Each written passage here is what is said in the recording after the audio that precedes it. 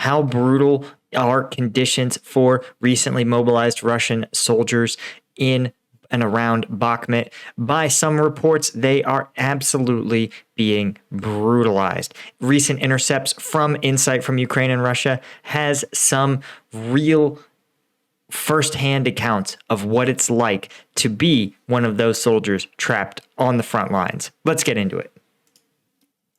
Phone call. As always, guys, we got to appreciate Insight. Make sure to give him a like. You can see I'm also a member of his channel. You guys should check it out too. He does some really, really valuable work bringing intercepted phone calls like this to the public and translating them into English. Here right now has only one audio channel, which means you're going to hear only the wife talking, but it's pretty easy to understand what the conversation with her husband soldier is about. So let's just listen to it.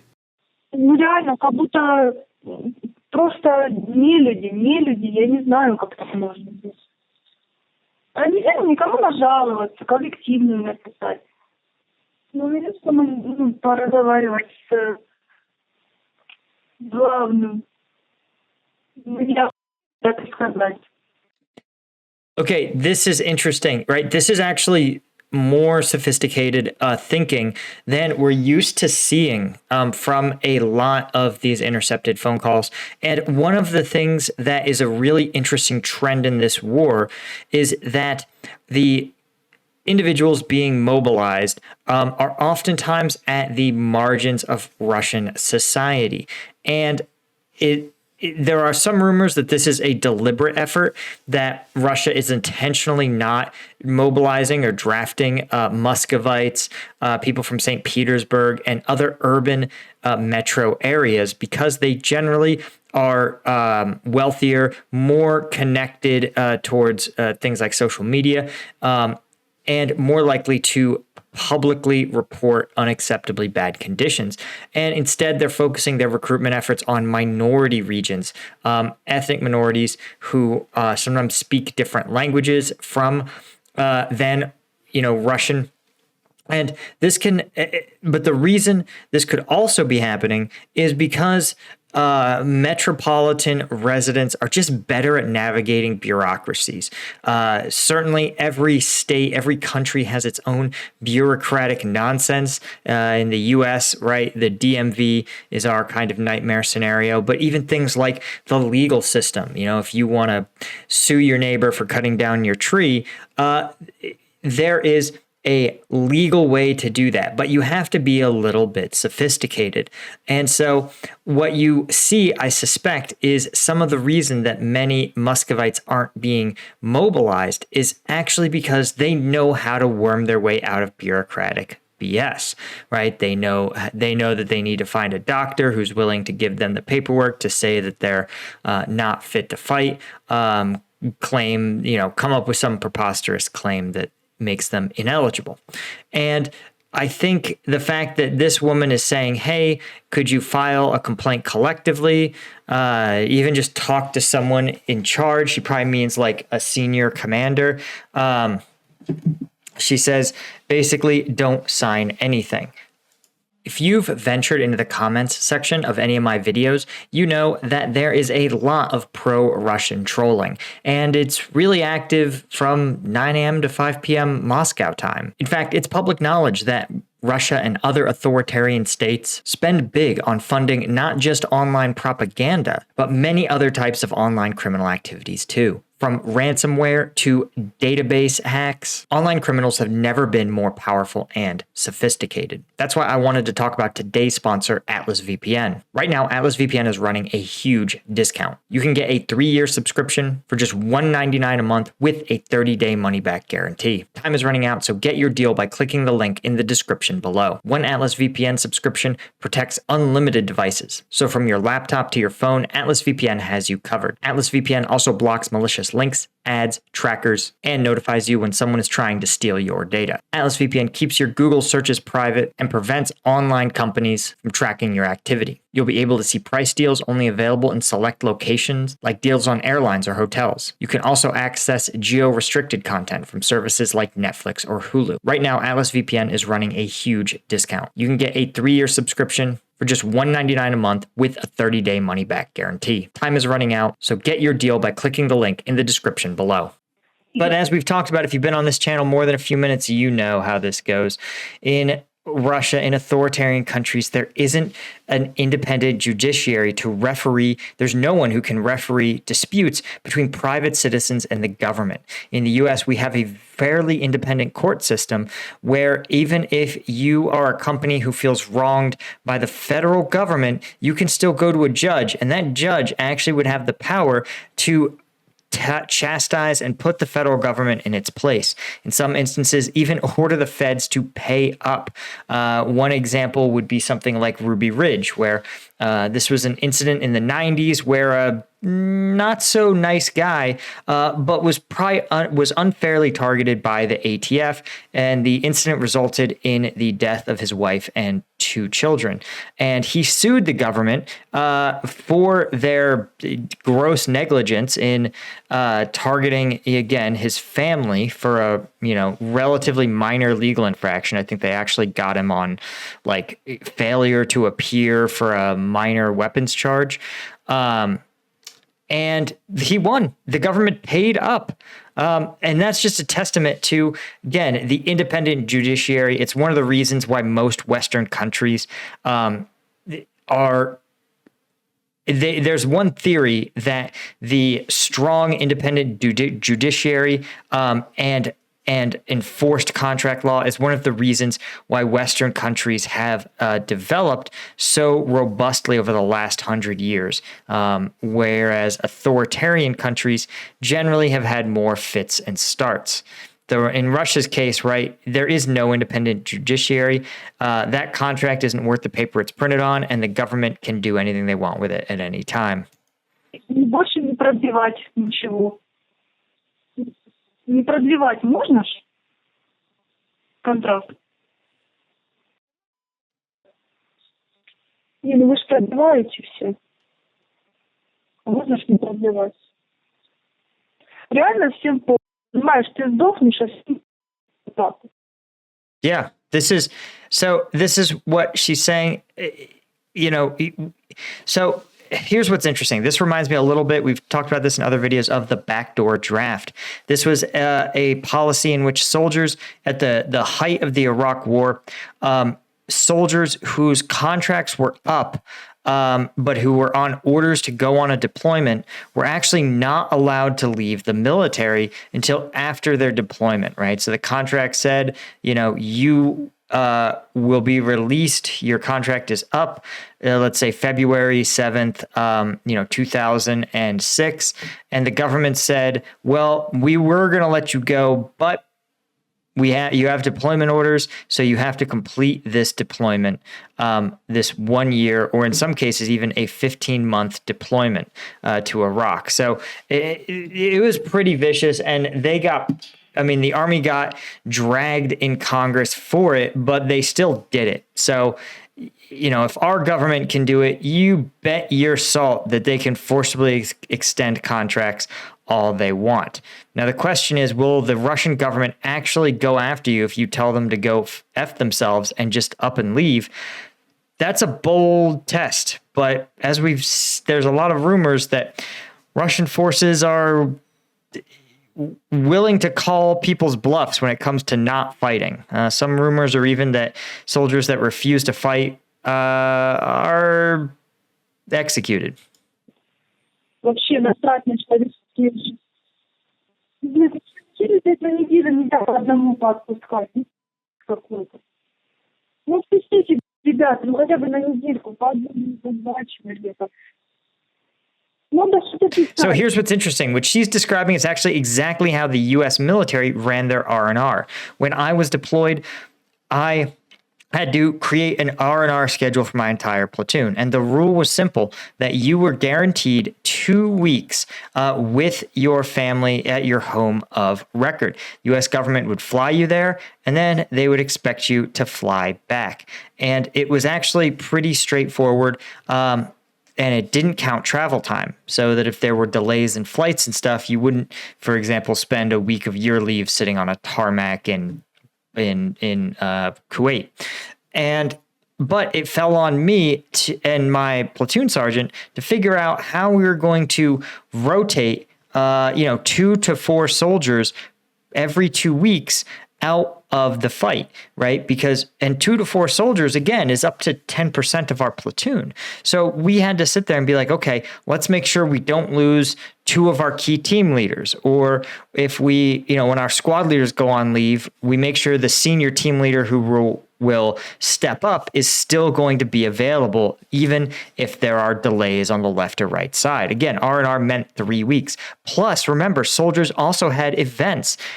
We tried to really prioritize births of children. Any soldiers who had children due within the deployment, they basically got first slot. We said, we will do everything we can to get you there for the birth of your child. That was followed up by other significant life events. We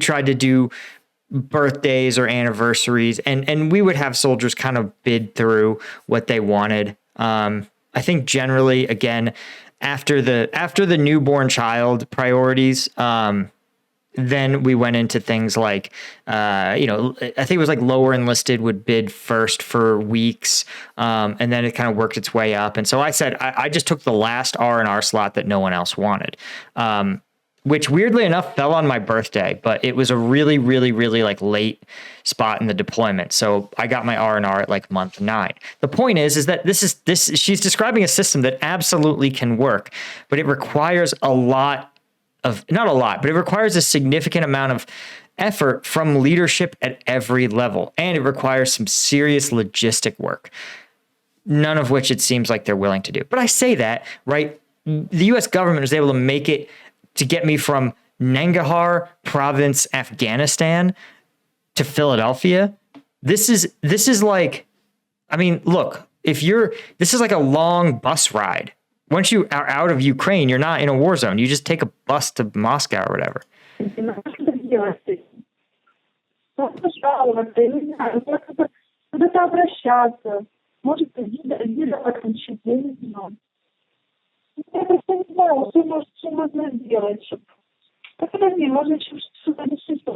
Yeah, again, this is something else that we talk about. Metropolitan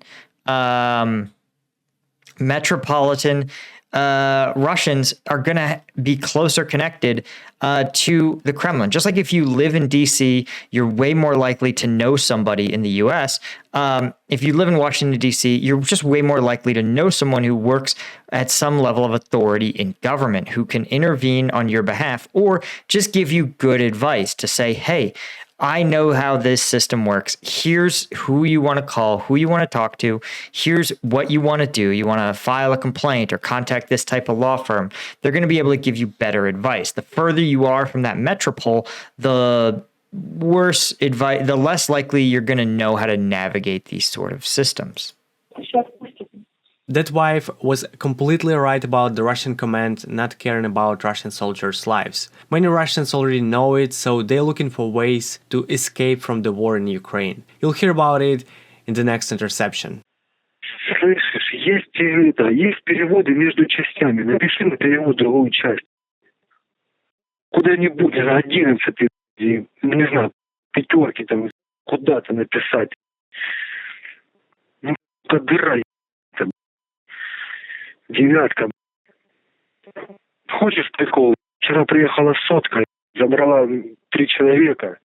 Yeah, this is interesting because, one, fascinating just how many people have these nom de guerres. A really interesting trend of this war. You know, in the U.S. military, right, you're your last name and or your rank, sometimes shortened. But these guys are like bear, wolf, sailor. and it seems like that's a persistent thing. That's not just from this war. We saw it, and we listened to Sivdiv, his videos on the Ukrainian Foreign Legion. I actually, if you guys aren't members of the Patreon already, you really should be, because that's where we watch all the combat videos that YouTube just doesn't want me to show you. All the stuff they demonetize, all the helmet cam footage. And we watched recently helmet cam from Sivdiv's team in the Ukrainian Foreign Legion. And what was interesting is they all had nicknames. Some of them were funny. There's one guy named Jabroni, which is an East Coast way of like an East Coast Italian American way of just saying guy. Like, hey, who's this Jabroni? There was somebody nicknamed Giggles. Definitely a sign of endearment. But these guys got Bear, Wolf, and Sailor. So I assume that if we're talking about the 11th, 5th, this sounds like active duty guys. And what's interesting is he's right. Different units have really, really different cultures, especially in units where there's not a lot of transfer. Unit cultures are make or break, and having a reputation as a good unit can become a self-fulfilling prophecy. People will seek you out. They'll want you to be their security element. They will want to go out with you on patrols. We used to have it all the time.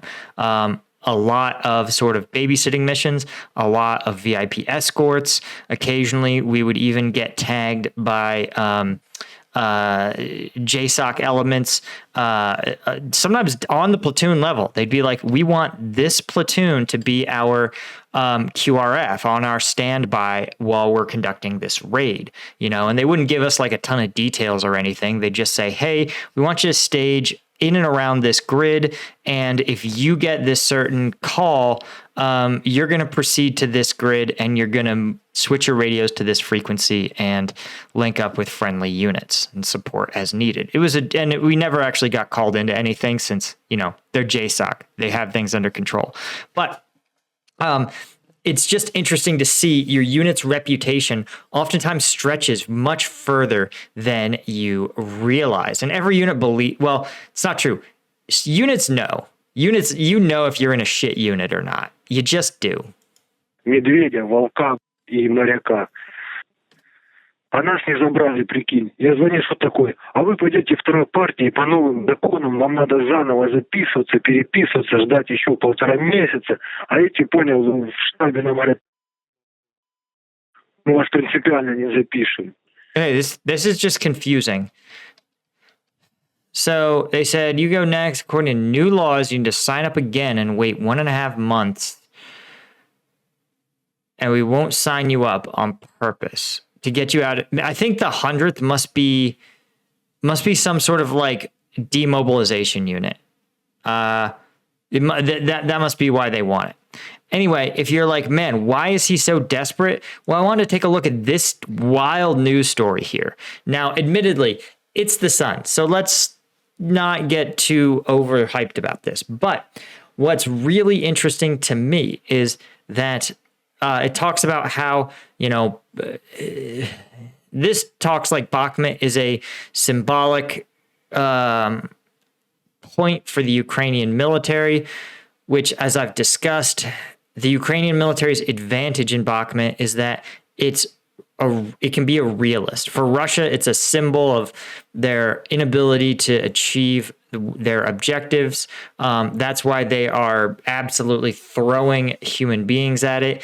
But right, and Zelensky said, nobody will give away Bakhmut, right? We'll fight as long as we can. No, you should fight as long as it makes sense. And at some point, when it no longer makes sense, given your overall strategic objectives, then you conduct a controlled withdrawal in a way that maximizes enemy casualties. But let them be the ones who become emotionally invested in this sort of thing. But here's what's really interesting is some of the rumors are pretty wild. So one Ukrainian reporter who was talking to soldiers fighting on the front lines was told the average lifespan of mobilized fighters in Bakhmut is about 4 hours. That's pretty wild. It talks about how that Ukrainian officials have seen or believe these soldiers, often from the Wagner group, are made up of largely badly trained convicts or ex-convicts, I guess. And they are sacrificed in these big human waves. One soldier said they were fighting for about 10 hours in a row, and it was just uninterrupted, just pouring soldiers into Bakhmut, just trying to human wave their way to victory. Even if he is exaggerating about 20 versus 200, this is when I talk about massed effects. 200 soldiers sent over 10 hours means 20 versus 20 10 times, and that's actually not that good of a fight. It also says they're climbing over the corpses of their friends and stepping on them. A machine gunner was stunned when he would engage enemy soldiers, and they would just keep on walking until they bled out. And it says it's very, very likely they're getting drugged before they attack, or just drunk. Now, again, this is a lot of hype, but it's not unbelievable based on some of these statements, right? It would explain in part why people are so desperate to leave. But again, these don't sound like units. These sound like the non-cannon fodder units. These sound like non-Wagner guys, probably. Thank you so much for active duty. Attention and support. Please stay strong and believe in the victory of Ukraine. I'll see you next time, hopefully, and goodbye to all.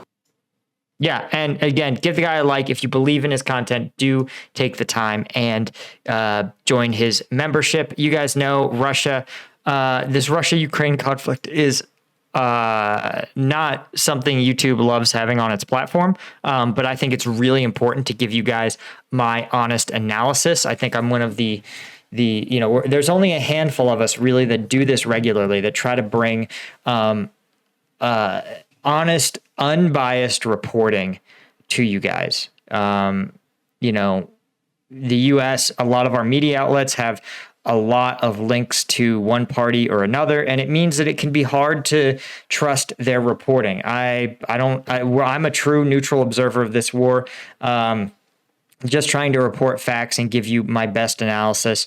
And it can be hard in the face of, YouTube censorship. So anyway, if you want to support me, every Friday we drop these exclusive videos on the Patreon. I really appreciate our Colonel and Lieutenant tier patrons, especially the 2 Colonel tier patrons, Thomas McLeod and Robin Colburn, and of course, all of our Lieutenant tier patrons. You guys make this possible. Link is in the description. I'll see you guys in the next one.